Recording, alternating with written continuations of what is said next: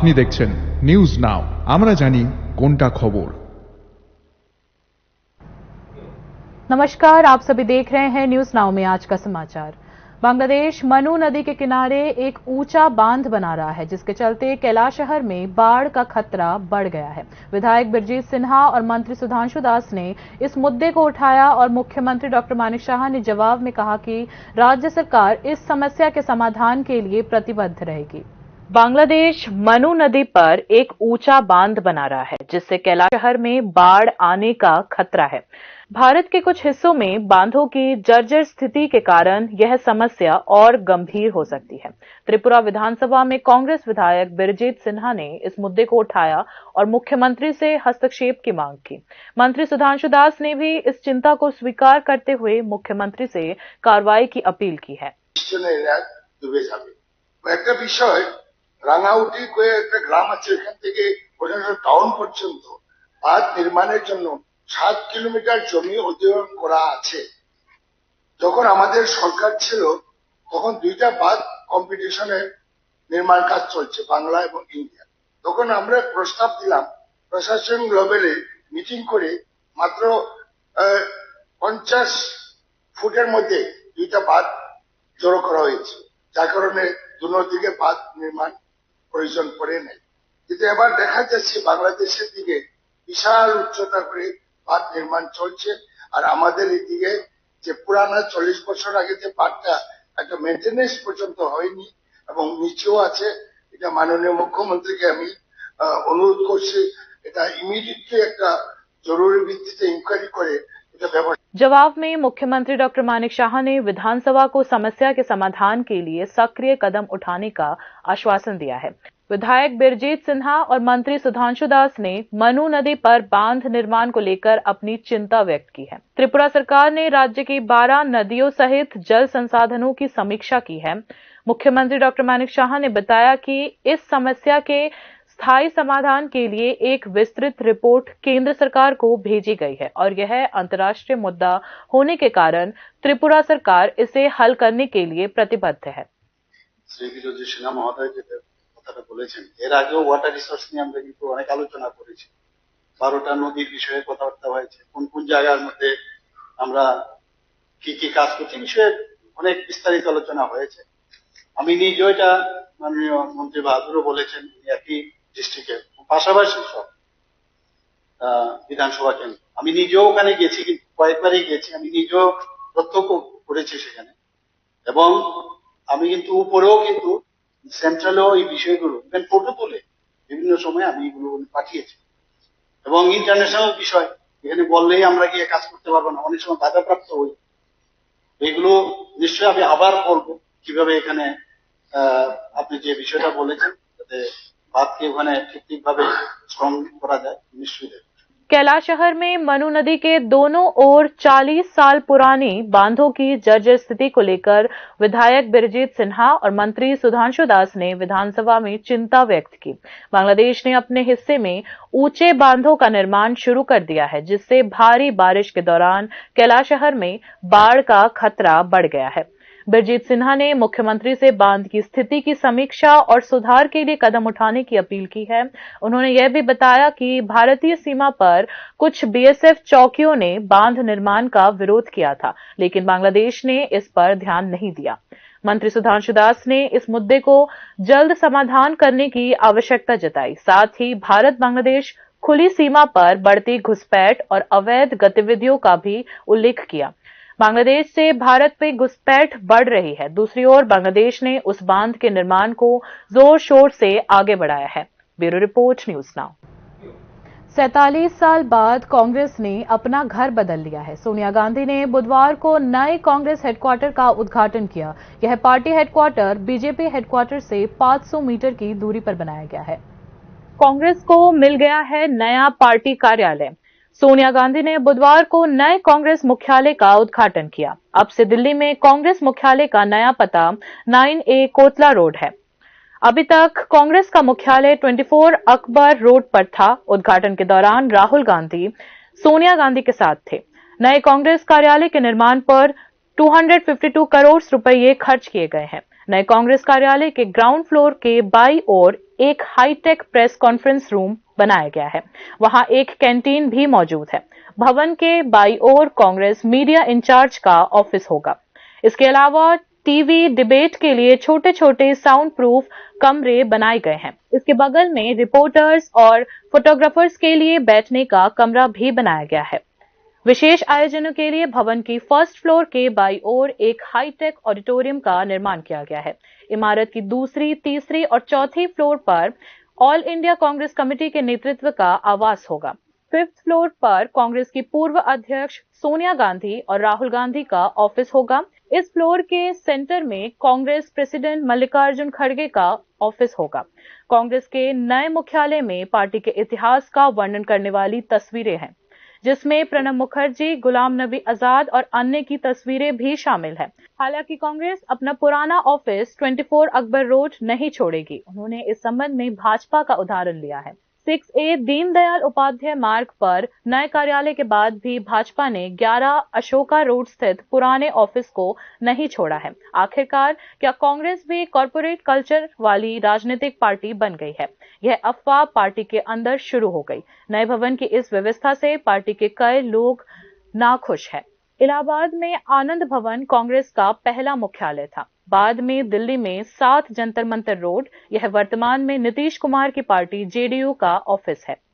जंतर मंतर के बाद 9 जनपथ रोड में कांग्रेस नेता कमलापति त्रिपाठी का घर कांग्रेस का हेडक्वार्टर बना। वहां से 1978 में पार्टी के आंध्र प्रदेश के सांसद गद्दम वेंकटेस्वामी का 24 अकबर रोड स्थित बंगला कांग्रेस हेडक्वार्टर बन गया। अब 47 सालों बाद कांग्रेस ने हेडक्वार्टर बदला है। नया मुख्यालय भाजपा मुख्यालय से 500 मीटर की दूरी पर बनाया गया है। भाजपा मुख्यालय 700 करोड़ रुपए की लागत से बनाया गया था। इस बीच संसद में विपक्ष के नेता राहुल गांधी ने आरएसएस प्रचारक मोहन भागवत की इस टिप्पणी की आलोचना की है कि अयोध्या में राम मंदिर के उद्घाटन के दिन भारत वास्तव में स्वतंत्र हुआ था। राहुल गांधी ने कहा कि ऐसी टिप्पणियों के मद्देनजर उनके खिलाफ कानूनी कार्रवाई की जा सकती है। Bureau report, news now.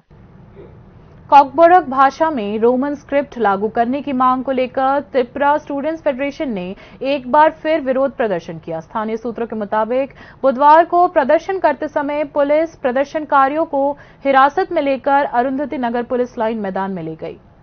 Kokborok भाषा में रोमन स्क्रिप्ट लागू करने की मांग राज्य के जनजाति समुदाय की भावना और पहचान का मामला है।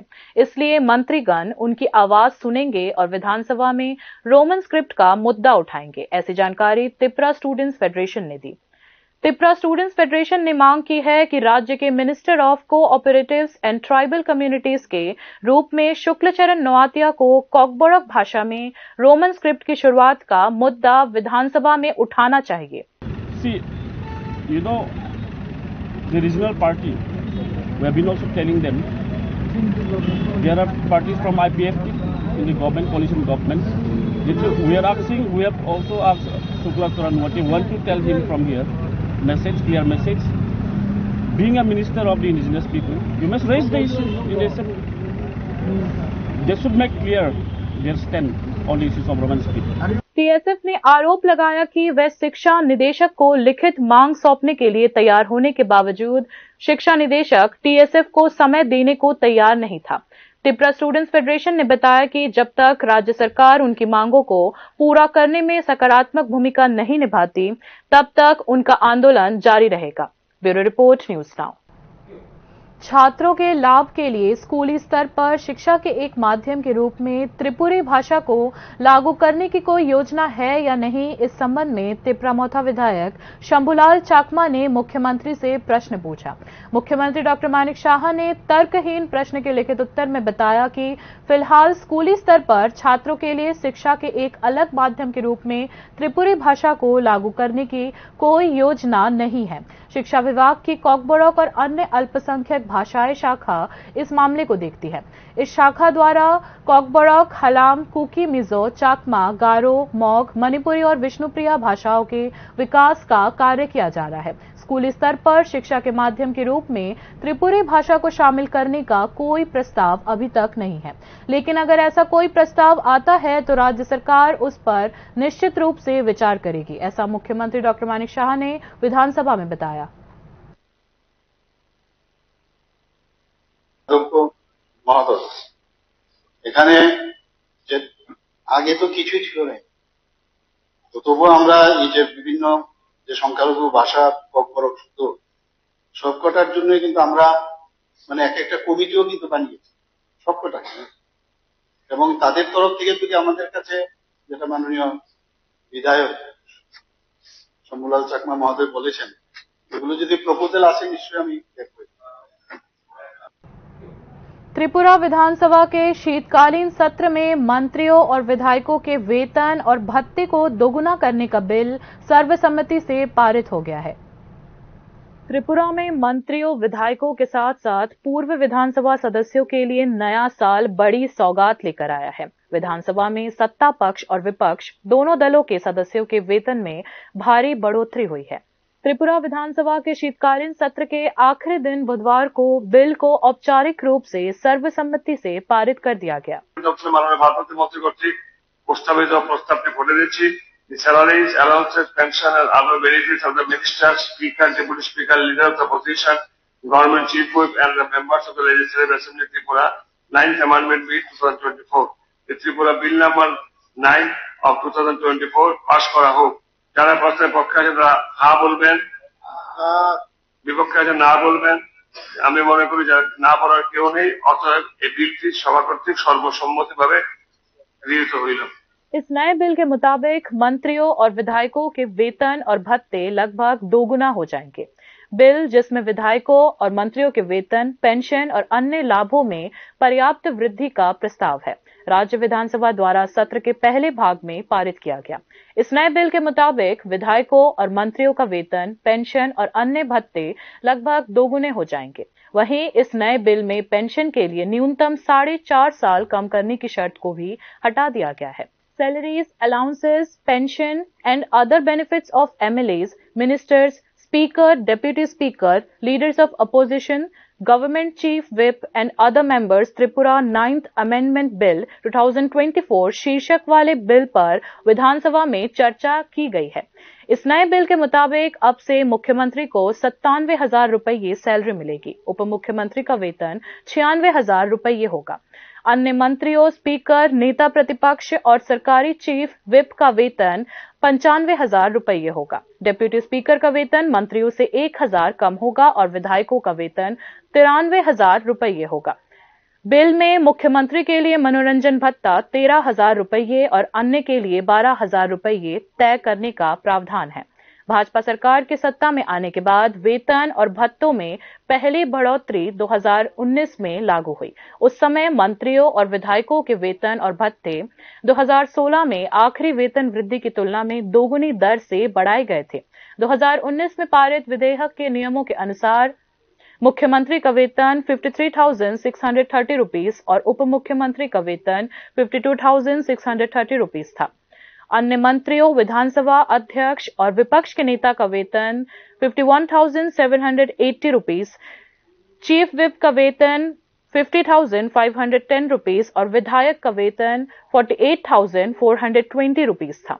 फिलहाल नए बिल में विधानसभा सदस्यों के लिए यात्रा और दैनिक भत्ते में भी बढ़ोतरी की गई है। इस संबंध में यात्रा भत्ता 24 रुपये से बढ़कर 35 रुपये प्रति किलोमीटर कर दिया गया है। नए बिल में कहा गया है कि दैनिक भत्ता त्रिपुरा के भीतर 1100 रुपये और त्रिपुरा के बाहर 1500 रुपये होगा।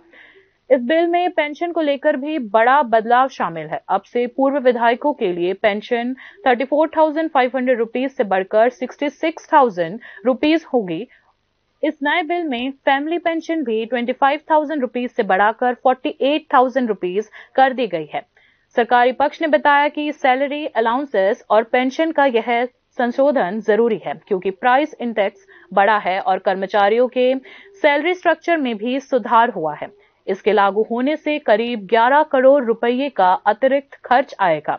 इस बीच मंत्रियों और विधायकों के वेतन भत्तों में दोगुनी दर से बढ़ोतरी किए जाने की बात सामने आते ही खासकर अनियमित कर्मचारियों और शिक्षित बेरोजगारों ने इसकी आलोचना की है। यदि मंत्रियों और विधायकों का वेतन भत्ता मार्केट रेट के अनुरूप दोगुना कर दिया जाता है तो सवाल उठता है कि अन्य वर्गों के आम लोगों को ऐसा लाभ आखिर क्यों नहीं मिलता। Bureau report, news now. राज्य के 125 विद्याज्योति स्कूलों के लिए 300 विषय शिक्षकों की आवश्यकता है और 200 स्पेशल एजुकेटर्स की आवश्यकता है। टीआरबीटी ने विज्ञापन के माध्यम से 179 विषय शिक्षकों और 88 विशेष शिक्षकों की भर्ती की है। योग्य कैंडिडेट न मिलने के कारण बचे हुए खाली पोस्ट पर नियुक्ति संभव नहीं हो सकी। मुख्यमंत्री डॉक्टर मानिक शाह ने बुधवार को विधानसभा में विद्याज्योति स्कूल से संबंधित एक सवाल का जवाब देते हुए ये बात कही। विद्याज्योति स्कूलों के लिए 125 फिजिकल एजुकेशन टीचर और 125 स्कूल लाइब्रेरियन की भर्ती चल रही है। इस संबंध में 118 कंप्यूटर टीचर की नियुक्ति की जाएगी। मुख्यमंत्री डॉक्टर मानिक शाह ने दिन के प्रश्नोत्तरी सत्र में ऐसा बताया है।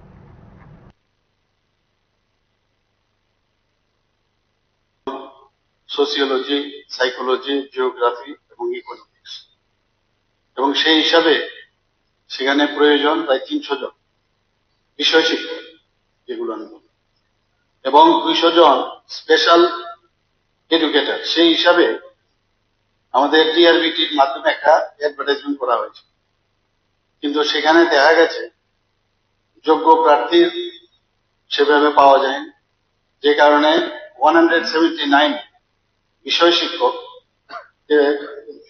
এর মধ্যে সোসিওলজি 44টি, সাইকোলজিতে 37টি এবং জিওগ্রাফিতে 49টি এবং ইকোনমিক্সে 49টি নেওয়া হয়েছে। এবং শুধু তাই নয়, যেটা আমি বললাম যে গাইডলাইন্স আছে সে অনুযায়ী 88 জন 88 জন স্পেশাল এডুকেটরকে নিয়োগ করা হয়েছে। তাছাড়া আপনি যেটা পাশাপাশি দপ্তর যদি বিদ্যালয়গুলোর জন্য 125 জন ফিজিক্যাল এডুকেশনের বিষয় শিক্ষক এবং 125 জন স্কুল লাইব্রেরিয়ান পদ সহসায় আমরা পূরণ করতে যাচ্ছি। এখানে উল্লেখ করা যায় যে बाकी की खबरें ब्रेक के बाद। আপনি দেখছেন নিউজ নাও, আমরা জানি কোনটা খবর। প্রথম আলো এলো শুদ্ধ সকাল, শুদ্ধ সলিলে আজ বাজালো ত্রিতাল, মন্দিরে শুদ্ধ পূজার ধ্বনি, অগ্নি শুদ্ধ হলো সিঞ্জিনী, পরিণীতা নারী তুমি অনুপমা, শুদ্ধ সোনায় সাজো হে নিরুপমা। শুদ্ধতার স্বর্ণ মন্দির, কালিকা জুয়েলার্স, আগরতলা। একটু চেষ্টাতেই দুল লেগে যায় নববধূর কানে, একটু চেষ্টাতেই মানিয়ে নেওয়া যায় বিবাহিত জীবনে। নানা অনুভূতি জড়ানো বিয়ের গয়না, শ্যাম সুন্দর কোম্পানি জুয়েলার্স। আপনি দেখছেন নিউজ নাও, আমরা জানি কোনটা খবর। आगे की खबरें कुछ इस प्रकार है। नेशनल टेस्टिंग एजेंसी यानी एनटीए ने यूजीसी नेट परीक्षा की नई तारीख जारी कर दी है। यूजीसी ने कहा कि 15 जनवरी को प्रस्तावित परीक्षा अब 21 और 27 जनवरी को होगी। इसके लिए यूजीसी की आधिकारिक वेबसाइट ugcnet.nta.ac.in पर जल्द ही नया एडमिट कार्ड भी जारी किया जाएगा। इस बीच यूजीसी ने यह भी बताया कि 16 जनवरी की परीक्षा तय कार्यक्रम के मुताबिक ही होगी।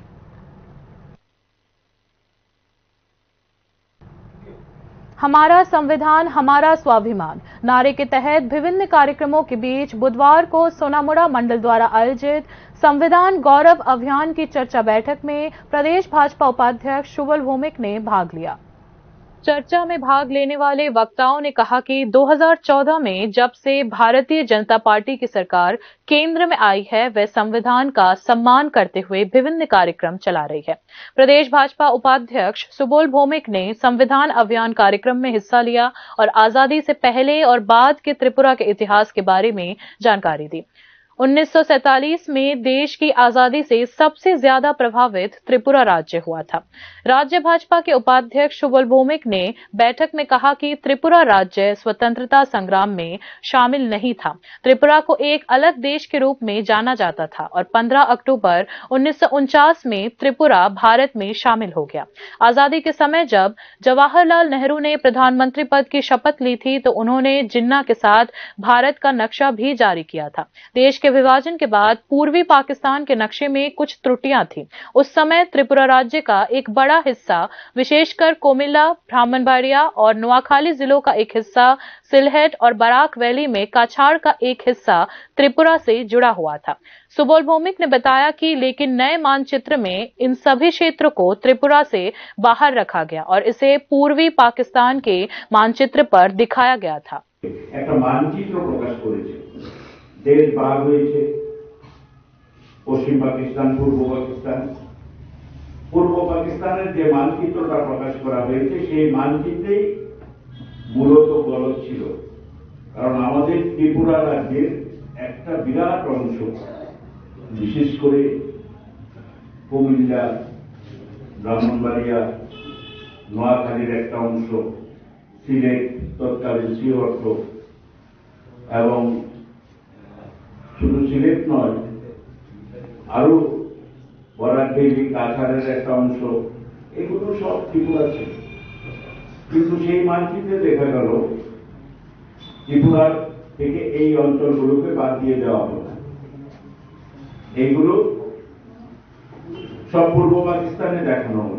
पहले कुछ लोगों ने त्रिपुरा को पाकिस्तान में मिलाने की साजिश रची थी, लेकिन उनकी साजिश को त्रिपुरा के लालूकर्ता, नवीकर्ता कर्नल महिम टैगोर और सचिंद्र लाल सिंह सहित अन्य बुद्धिजीवियों ने विफल कर दिया, जिन्होंने त्रिपुरा को भारत में मिलाने की मांग उठाई।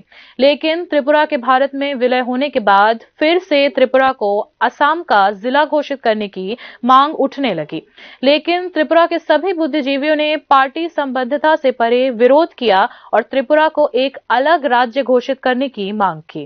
আমাদেরকে আসামের একটা জেলা করা হবে, আসাম রাজ্যের একটা জেলা করা হবে।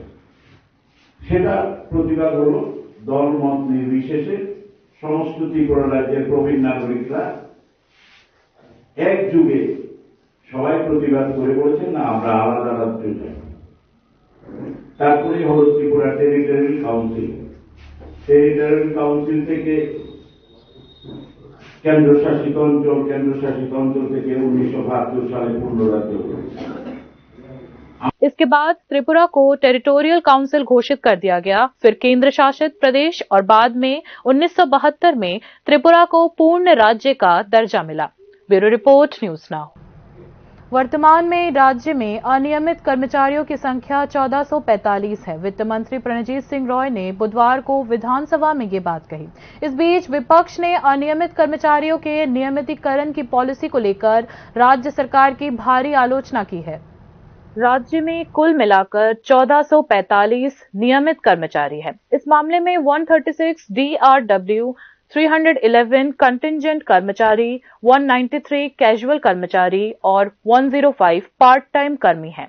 यह बात वित्त मंत्री प्रणजीत सिंह रॉय ने बुधवार को विधानसभा के प्रश्नोत्तरी सत्र में कही। वित्त मंत्री ने कहा कि अनियमित लोगों को नियमित करने की योजना है। अर्थ दफ्तर एक विशेष पोर्टालेर माध्यमे अनियमित कर्मचारी, DRW, contingent worker, part time worker, casual ওয়ার্কারদের তথ্য সংগ্রহ করেছে। এই পোর্টালের মাধ্যমে সংগৃহীত তথ্য অনুসারে মোট অনিয়মিত কর্মচারীর সংখ্যা 1445 জন। তার মধ্যে DRW 836 জন, contingent worker 311, casual worker 193, part time worker 105।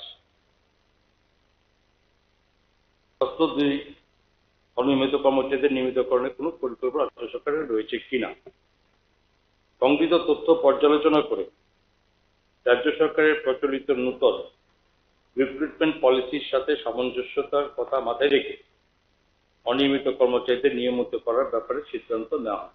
इस बीच विपक्षी कांग्रेस ने अनियमित कर्मचारियों को नियमित नहीं करने की सरकार की नीति की कड़ी आलोचना की। राज्य सरकार फिलहाल किसी भी अनियमित सरकारी कर्मचारी को नियमित नहीं करेगी। सरकार ने बीते जुलाई में एक नोटिफिकेशन जारी कर यह जानकारी दी है। पिछले सरकार के दौरान विभिन्न विभागों में अनियमित कर्मचारी के रूप में 10 साल की सेवा के बाद नियमितीकरण का प्रावधान था। 2018 में भाजपा ने अपने विजन डॉक्यूमेंट में सभी विभागों में अनियमित कर्मचारियों को नियमित करने का वादा किया था। 2018 में जब भाजपा राज्य में सत्ता में आई तो उसने अनियमित कर्मचारियों को नियमित करने के लिए कोई पहल नहीं की। विपक्ष का आरोप है कि इसके विपरीत भाजपा सरकार ने अनियमित कर्मचारियों के नियमितीकरण की प्रक्रिया को रोक दिया है। वर्षों से कर्मचारी अनियमित कर्मचारी के रूप में सेवानिवृत्त हो रहे हैं। जीवन भर काम करने के बावजूद भाजपा सरकार के नकारात्मक निर्णय से अनियमित कर्मचारी रिटायरमेंट, पेंशन, ग्रेच्युटी, अर्जित की गई छुट्टियों से पूरी तरह वंचित हो जाएंगे। विपक्षी दलों का ऐसा आरोप है। Bureau report, news now. शांतिर बाजार जिला अस्पताल के स्वीपर स्टाफ बुधवार से न्यायपूर्ण वेतन की मांग को लेकर हड़ताल पर है। शांतिर बाजार जिला अस्पताल में वर्तमान में 25 लोगों का स्वीपर स्टाफ है। स्वीपर स्टाफ एनवीएस नामक प्राइवेट कंपनी से 13,386 रुपये वेतन और ईपीएफ की उम्मीद करते थे, लेकिन उन्हें महज 6,500 रुपये मिल रहे हैं और ईपीएफ का कोई योगदान नहीं हो रहा है। इसके अलावा उन्हें समय पर वेतन भी नहीं मिल रहा, जिससे उन्हें समस्याओं का सामना करना पड़ रहा है। स्वीपर स्टाफ ने मुख्यमंत्री से इन समस्याओं का समाधान करने और उन्हें सरकारी कर्मचारियों के रूप में मान्यता देने की मांग की है। আমরা ব্যাংকে গেলাম, কাগজপত্র বাইর করলাম, গাড়ি ভাড়া গেছে, ও মাসকে 5 মাস যায়, 6 মাস হয়েছে, ইপিএফ এ টাকা ঢুকানোর নাম নাই, কোনো প্রমাণপত্র কিচ্ছু নাই। মুখ্যমন্ত্রীর কাছে চাওয়ার আছে, মুখ্যমন্ত্রীর কাছে চাওয়ার আছে যে আমরা অনেক বছর ধরে যাবতীয় হসপিটালে কাজ করতে আছি, আমরা কিছু লোকের যে 10 বছর পার হয়ে গেছে বা কিছু লোকের এরকম আছে, তো যেহেতু প্রাইভেট কোম্পানি, প্রাইভেট সংস্থা, তো আমরা যাতে ন্যায্য বেতনটা পাই। আর এছাড়াও যদি এটা আমাদেরকে যে সরকারি সংস্থা হিসাবে নিয়ে আনে সরকারি তরফে, তাই আমরা খুশি হব।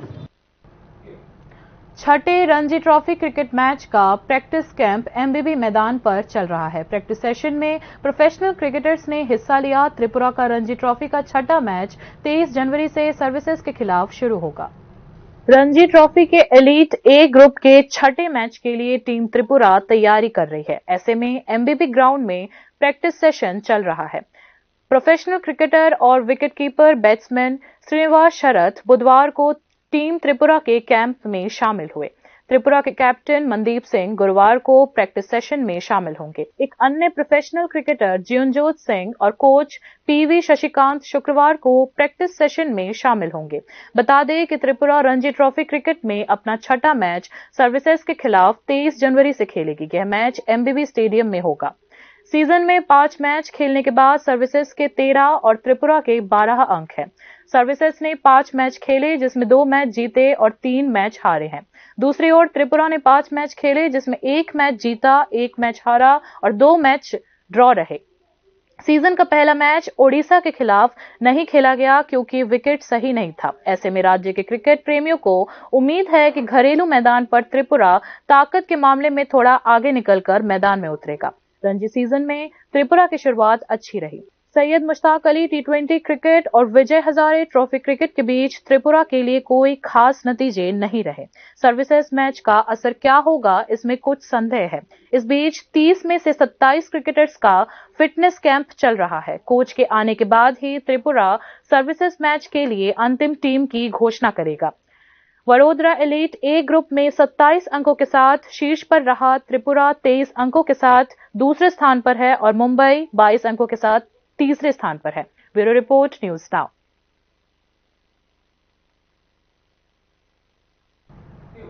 बाकी न्यूज अपडेट्स के लिए देखते रहिए न्यूज नाउ। शुभ रात्रि।